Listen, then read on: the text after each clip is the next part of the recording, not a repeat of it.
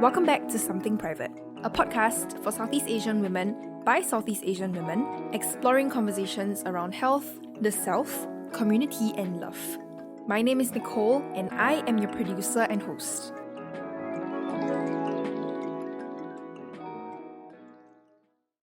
So last episode, Kim and I shared our experiences facing subtle forms of harassment in school and in the workplace. We then took to Instagram to ask you guys to share with us your experiences as well, and we were flooded with responses. Although this didn't really surprise us, I think it made us think. For a country like ours that ranks the safest across Asia Pacific for women to live in, how are the individuals who are fighting against harassment in our neighbouring countries managing? Over in Indonesia, where over 400,000 cases of violence against women was reported in 2019, the country is ranked as the number 1 most dangerous nation for women across ASEAN nations and number 2 in the Asia Pacific. According to the study, women have subpar access to healthcare, lax laws surrounding women's safety, poor access to family planning resources, and overall inequality. But gender equality is a huge political and religious issue there. Critics say that the movement is a Western imported one and that it supports the legalization of adultery and LGBTQ behavior. This has led to the delay in the passing of a much-needed sexual assault bill countrywide, something that many of us may see as a basic human right. In a country of high-profile observed sexual violence cases, how does fighting back look like, and why is there so much struggle and resistance? We speak with Citra, an activist and survivor from the organization Hollaback Jakarta. Hello, thank you for having me. So my name is Citra Benazir. I'm 25 years old, and I'm a writer and activist. I currently am one of the co-directors of Hollaback Jakarta, which is a movement of anti-public street harassment. So I do want to understand a bit about where Indonesia is in terms of gender equality. So just a quick background that Indonesia is the fourth most populous country in the world, right? Mm-hmm. With the largest Muslim population in the world. Yep. So we do have a certain basis of religious upbringing and religious background, which is very rooted in our day-to-day life and in our culture. But also we have such a deep-rooted cultural history, which has also been implemented, in our day-to-day life. So our gender equality is very much different, on different areas. For larger cities like the capital, for us here in Jakarta, we are, the women are facing a different challenges with the women from, rural areas or the, eastern part of Indonesia. So for us here in Jakarta, we are more so of fighting for equality in the workspace, gender pay gap, opportunities more in a larger scale, in a professional scale. But we still have those areas who are still fighting for poverty, or even allowing women to work outside of their houses, wear whatever they want. So we have these different sectors that we're tackling. So I think the rate of, or the status of gender equality very much a variety on wherever you find these women in Indonesia. Because we are such a religious nation, but the context of religion itself, it has been translating or prescribing these religious beliefs that come from a male perspective, that comes from a patriarchy standpoint, which is why it is so hard to fight against those contexts, those way of thinking, because we have these prominent leaders that doesn't want anything to endanger their belief and thinking. Men will always be the leader. Men will always be on top. Women should, especially wives, should simply bow down to their husbands or do anything with permission. And we're still allowing polygamy, so multiple wives. and the wives have no say in them. So we still have that very domesticated belief that women should stay in their place because the men can create and make decisions for them. But that is so far away from the original meaning of Islam itself. From what on a larger scale, it's Islam is very much a gender equality faith, a gender equality belief. In our writings, we don't have sayings that men should be, leaving the women behind. It's always balanced. It's coming from a place of fear that they don't want to jeopardize their place in society. I read also, that Indonesia is one of the countries in the world that are that's considered the most unsafe for women. There have been some quite high profile cases where either the victim / perpetrator speaks up and then they not only didn't get the redress that they sought, but they were also then handed in one incident, a woman was handed a jail term for speaking out against her perpetrator. A 41-year-old school administrator was handed a 6-month prison sentence after recording her harasser's sexually suggestive phone calls. And I think my question is, how does that even happen, I think it's still just a conversation about human rights in general when we talk about victims of sexual assault here in Indonesia, and the freedom to freedom of expression. And because on a lot of these high profile cases, the case was not that they were victims and speaking out, but because the incident was caught on tape or on camera, and then they just shared it, to social media or to public, just bringing light on their case, which backfired because we have this law that if we share, pornographic materials or sexual materials, you can get fined or you can get, like you said, jail term. So I think there was still a line that they did not recognize yet. It's not that they were sharing pornographic material, but they were sharing incidents of themselves. They were sharing proof, which is also a double-edged sword, because when victims report their case to the police, the first thing the police ask is, "Do you have proof?" Evidence. Right? And evidence. These women had them, and okay, maybe they shouldn't share it on social media, but that's how desperate they were, trying to get their message across, trying to get their story across.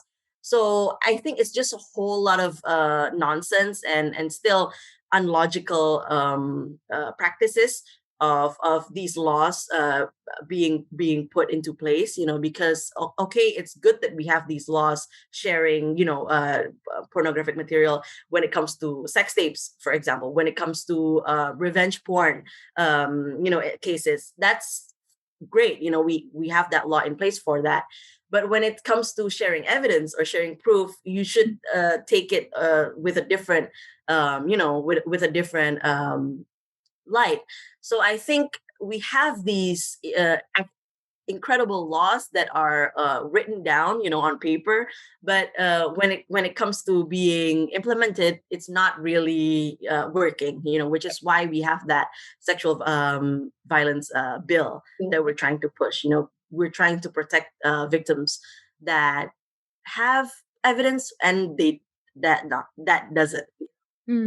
So it's interesting because in this vein, I guess when you guys are still in the interim of trying to push for the sexual violence bill, in the meantime, how would victims and survivors speak up against their perpetrators?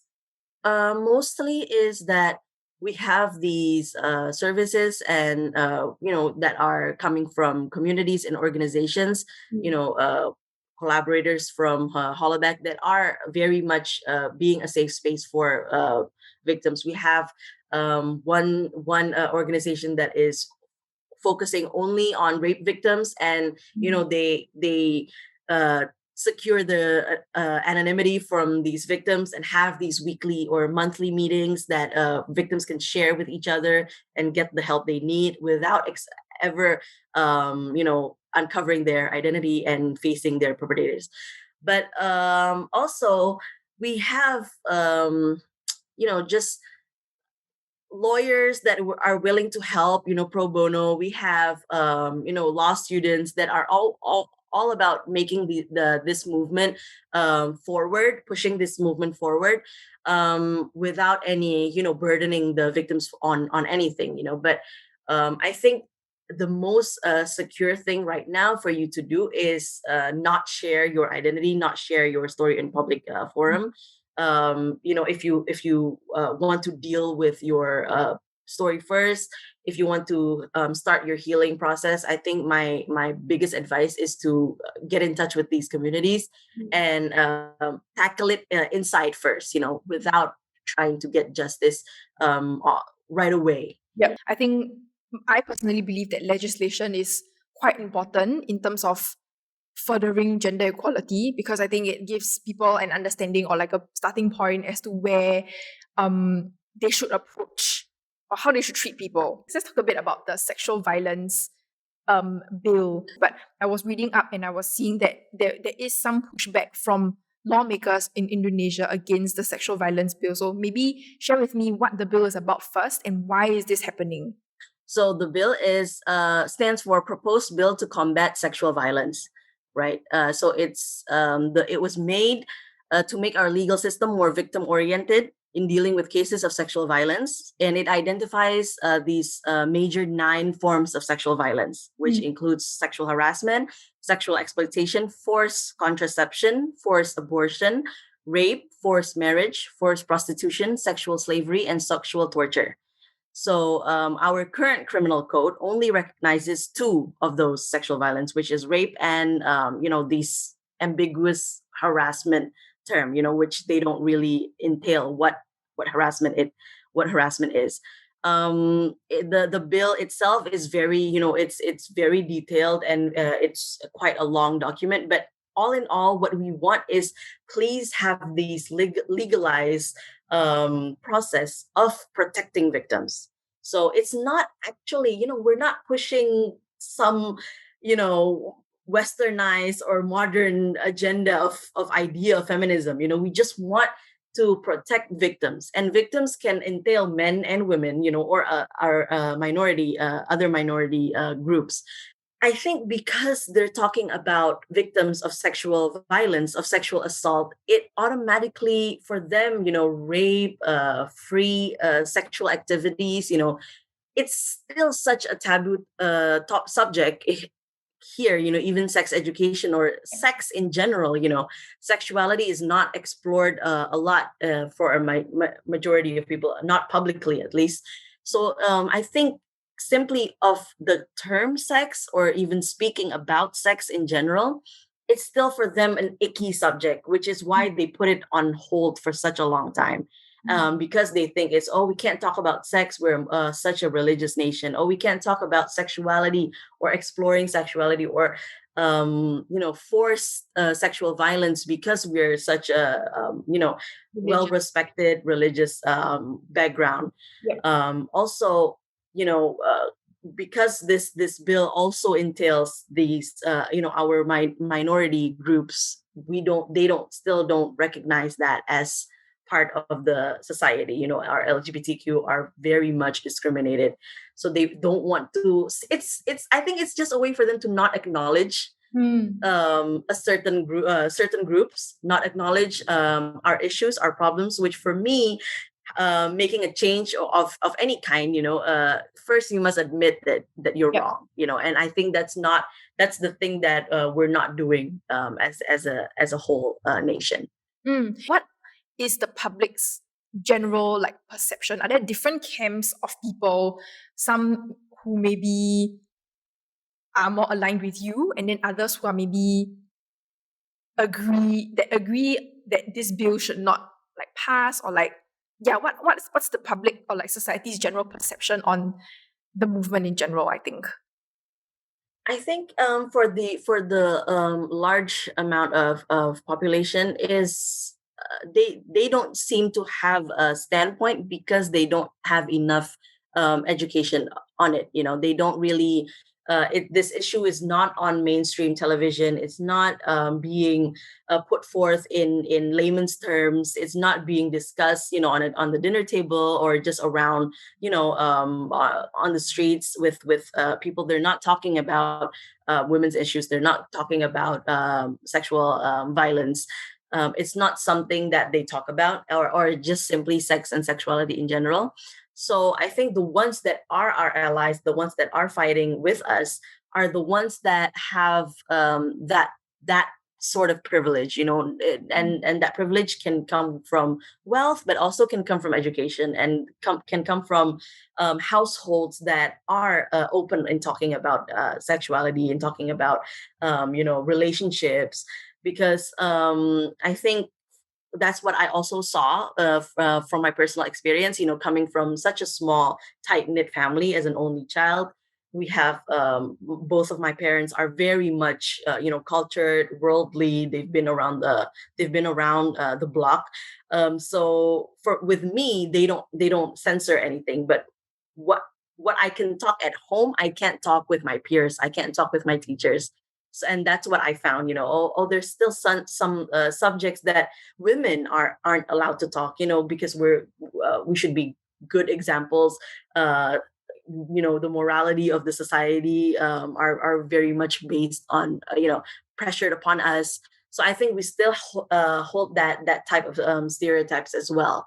So I think the you can truly see the differences, people who are fighting with us and not, and with the not is the larger amount of percentage from that group. It's not because they are anti women, anti feminist. They just don't know. They're not equipped yet, with the tools and what we are speaking out about. Because our issues, when it's in the news, or when it's being documented or presented to them, it's such in a nasty way, in a very fear based, in a very talking about us like we're some random groups, that we're not Indonesian, that we're not holding traditional values. So they've just been presented our issues in a wrong and or different way.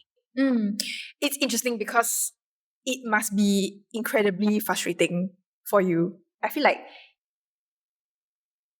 if a person believes in like human rights, they would pass such a bill. So I think it's kind of escaping me why people would push back against it, or why there would be so much resistance or like a lack of support. Like why isn't it that, or yeah, why is it taking so long to be put in place or to be passed? That's also the frustrations, because for people like us, who for us this is just common sense. Why doesn't victims get legal protection? That's it. That's all we're fighting for, for victims to get legal protection. Why doesn't that why is that so difficult? But I think is coming from that standpoint of their narrow minds, as in, we're a religious nation. No one have sex before marriage. So none of this happens. That really hard-headed denial for them to, sex doesn't happen. So why are these people saying that they're sexually harassed, sexually assaulted? They just are turning the other way, not seeing the reality of it, or even not acknowledging the reality of it, that just because we don't talk about sex in school or at home, not it doesn't mean that it's not going to happen. Of course, people are going to have sex, and the dangerous part is that they keep that narrative of, we're just not going to talk about it, so it won't happen. But now we see the implications of it. The younger people are having it, and learning it through pornography, learning it from their friends who are also uneducated, unaware, and they're doing it in an unhealthy way. And we see child marriages, child pregnancies happen everywhere, every day. Not only in large cities like Jakarta, but how, what are they going to do in rural areas? So I think they still have this way of thinking that we're just not going to talk about it, so it won't happen. And also, for our LGBTQ peers, we're not going to talk about sexuality. There is only men and women. We're not going to talk about other genders, other sexuality. That doesn't. They're just throwing their hands up in the air. So they don't know that people are still going to explore themselves individually. People are going to still explore their sexuality, explore their identity, regardless of what they say. So I think just they still just don't want to acknowledge that a Muslim nation are having these exploration, are having this other worldly ways of living or thinking. We're taking a short break. Something Private is a podcast produced under media publisher Our Grandfather's Story. Watch our new episodes every alternate Tuesdays on YouTube and listen to us on Spotify, Apple, and Google Podcast every alternate Thursdays. New episodes will be published first on YouTube and we'll be publishing once every 2 weeks this season. We've also just launched our new website, so pay us a visit at somethingprivate.fm if you'd like to share your story with us or work with us. Otherwise, you can send us a message on Instagram at somethingprivatepod or email us at nicole@somethingprivate.fm. We're immensely grateful for all the support you guys have given us, and we really couldn't have come this far without you. If you'd like to keep supporting our work, become our Patreon at patreon.com/somethingprivatepod. That's patreon.com/somethingprivatepod. Now back to the episode. I want to touch a bit about, I guess, Hollaback Jakarta in general, because very specifically, you guys focus on street harassment, right? Can you, I think, first of all, maybe give me some statistics around street harassment in Indonesia and why this is a focus for you? Like, I think in the whole web of like all the issues that you guys face, why did you choose to adopt this particular movement? Hollaback actually is a global movement that started in the States, from a while ago, even before 2017, and they have been raising awareness on catcalling, on street harassment, because the majority of the world still don't think catcalling is a type of harassment. So when this expat, this teacher from the States came here and started living here, she started this movement and started gathering volunteers and activists from all around Jakarta and started Hollaback Jakarta. So we implemented the teachings of the bystander intervention, for example, and the messages into a local perspective. And we saw a huge number of people who were, who got our backs, who supported our mission and issues because it happens to them on a regular basis. And just a few statistics. You've already mentioned that Jakarta was one of the most dangerous cities for women to live in. 64% happens to street harassment happens to women. Yet 1 out of 10 men have also experienced harassment, and also this regards to our LGBTQ peers. 36% are verbal harassment. 52% are children. So we also Hollaback has this platform on our website for people to share their stories, and we have such a surge amount of stories that are coming from elementary school kids, middle school kids wearing their school uniforms, going to school, getting harassed. So this is where it becomes such a trigger for us to really want to push our awareness forward. 53% of these cases happen on public transportation, and 35% of these cases happens in broad daylight. So I think this can all debunk our the myth of harassment only happening at night. Women are wearing mini outfits, revealing clothes, walking alone at night.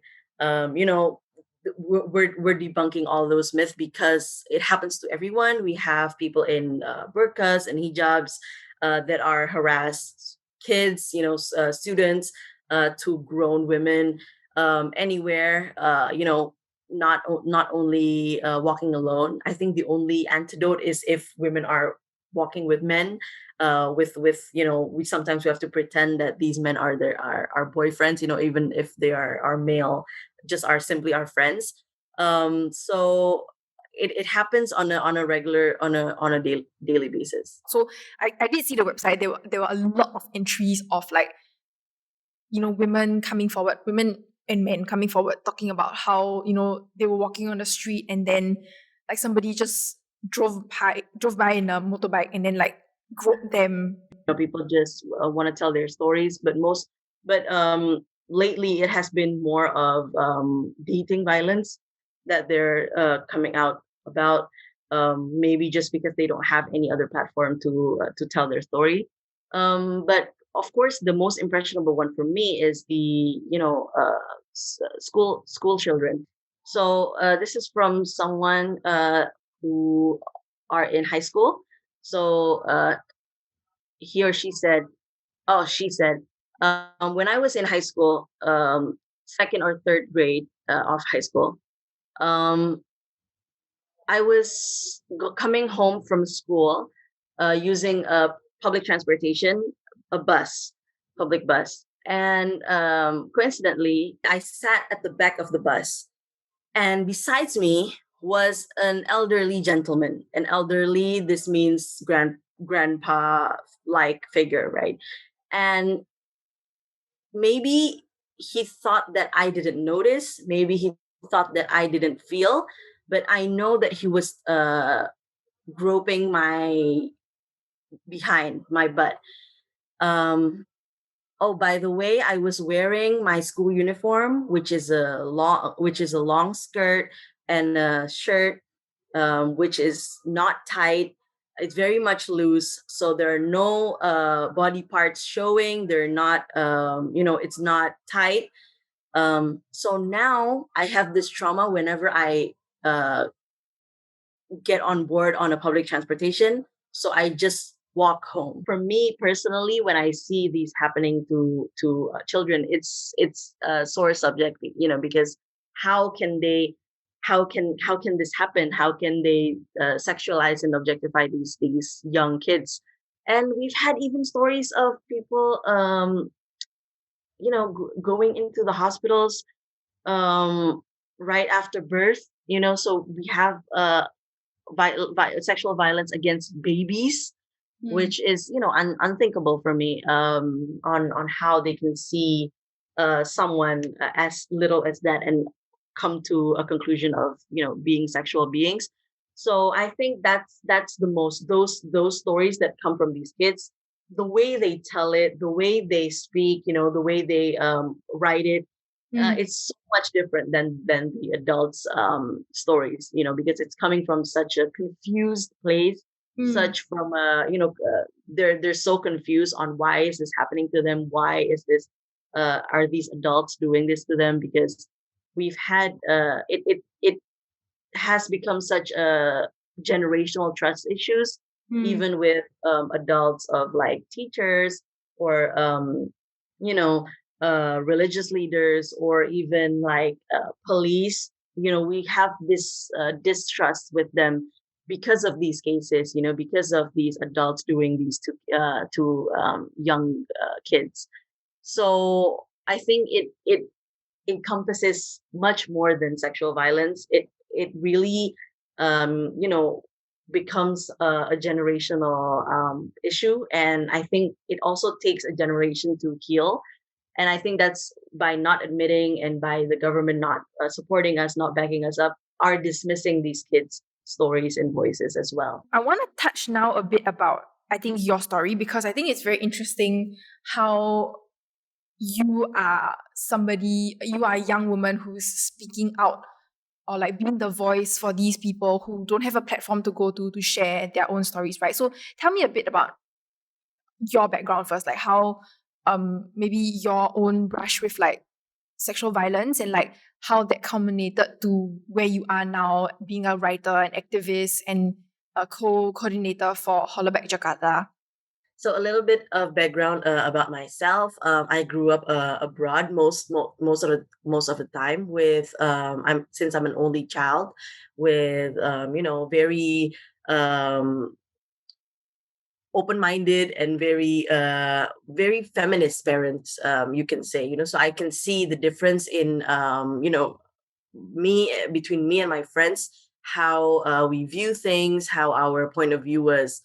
So when I had my first incident of sexual assault and harassment, I was 14, and I just got back here. I was still trying to accustom to the local Indonesian teen life, how we were hanging out, how we spoke with each other, how dating was.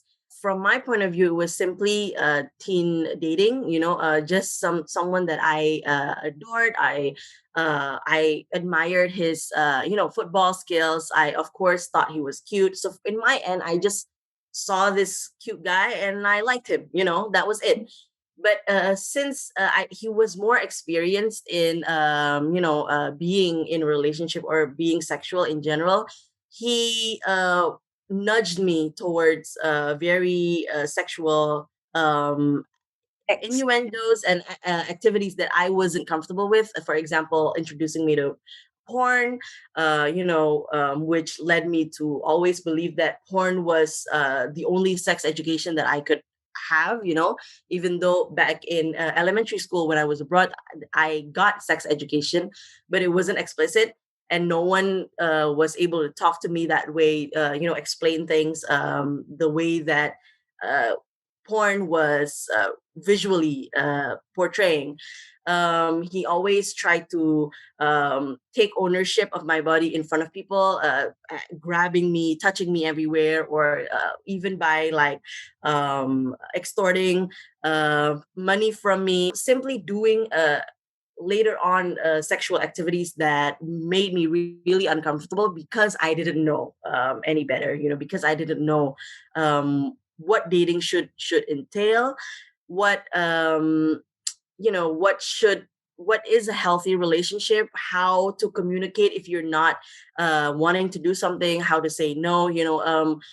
I think still the mindset of sexual violence in general, especially here in Indonesia, that the perpetrator is something that is someone that you don't know, a stranger, in a back alleyway in the middle of the night, and you're alone. It's someone you don't know, and they can just do whatever they want to you. They don't. It's not really talked about that perpetrators can be your friend, can be your family member, can be and it can happen at school or at home. Someone very close to you, and we've seen the statistics on that. So I think really just because of that imbalance of knowledge, experience, and dynamic in general, I think that made it very tough for me to take control of my autonomy in general. So when I finally got to leave for college in the States, I was growing back into my skin, per se. I was becoming a woman. I was becoming an adult. So my journey of womanhood kind of excelled there.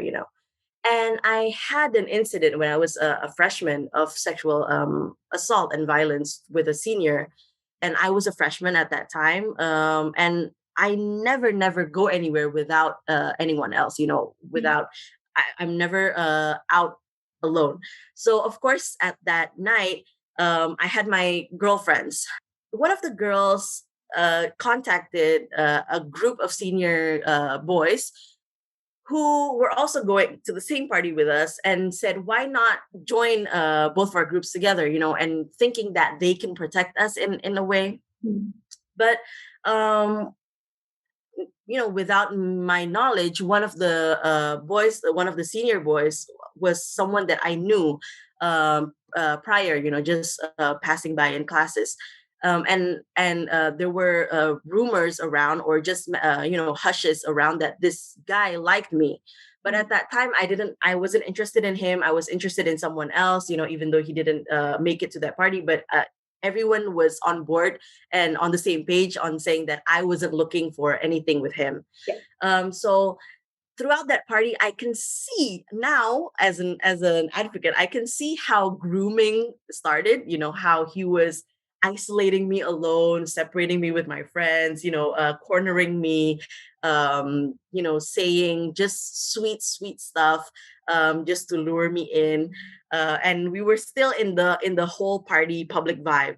And then he took me upstairs, to it was a frat house, and he took me upstairs, into a bathroom. He tried to go into a bathroom and a bedroom at one point.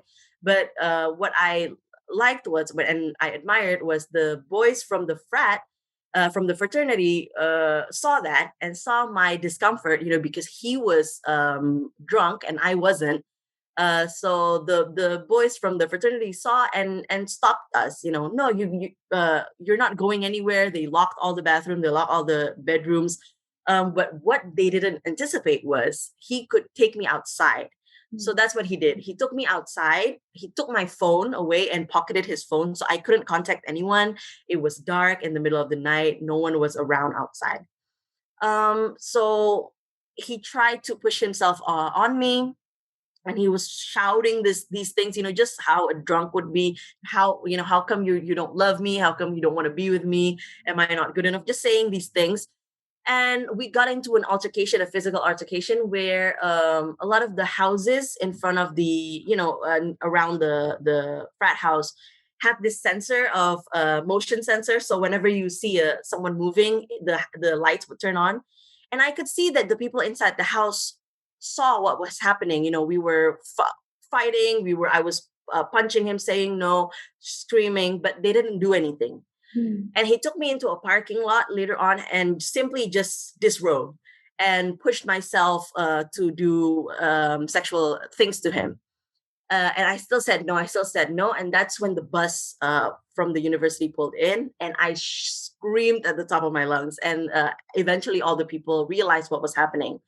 And that was the first and last incident with him. But I didn't see him again after that. And that night, I was surrounded with my friends. They all stayed with me back in the dorm. And the next day, we just reported my incident. And last thing we heard was that he got expelled. I guess on your end for Hollaback Jakarta, what are your, I guess, hopes for the future of like feminism? How do you see that panning out in the rest of like the country? So we are celebrating Kartini Day, and a little background on who Kartini was. Kartini was a prominent Indonesian national hero from Java. She was a pioneer in the area of education for girls and women's rights for Indonesians in general, not only women. So she was simply a woman who said no in being domesticated at her time. She wanted to learn. She seek education formally and informally. So Kartini Day is a symbol for women empowerment in Indonesia. And every April 21st, us all commemorate her memory and her legacies. It's a day to celebrate her, but also it's a day to explore the issues of women in Indonesia, but also to converse about what's not being done from her time of fighting for her rights until now. So we see a lot of events that are talking about women empowerment, that are talking about women's issues in every facet of life. But also, since it is Indonesia, celebrations like this tend to be watered down, as in the government or the public in general would simply want to commemorate her by having children dress up as her, with traditional clothes, having cooking competitions, having poetry competitions, and really actually setting the tone back to what Kartini was fighting against, which is what us modern activists are trying to turn that narrative and change that perception of the day itself. We shouldn't have cooking a competition just to commemorate her day. She was actually trying to get out of the kitchen. So why are we trying to push it back? So I think, and it's still very much big on girls celebrating her and not boys. And I think the most important conversation is to talk to little boys, or young men, or men in general, about her, about what she meant to their lives, what she meant to their families, and their history. We're not fighting for only women. We're fighting for all of us, human beings, people in general. Um, we don't want feminism that is only catering to women. We also want to take care of the men and the allies that we have. Having more women in spaces, in every facets, in every aspect, because every decision made is catering to both women and men. So I think having more women speaking out on their achievement, on their opinions, on their accomplishments.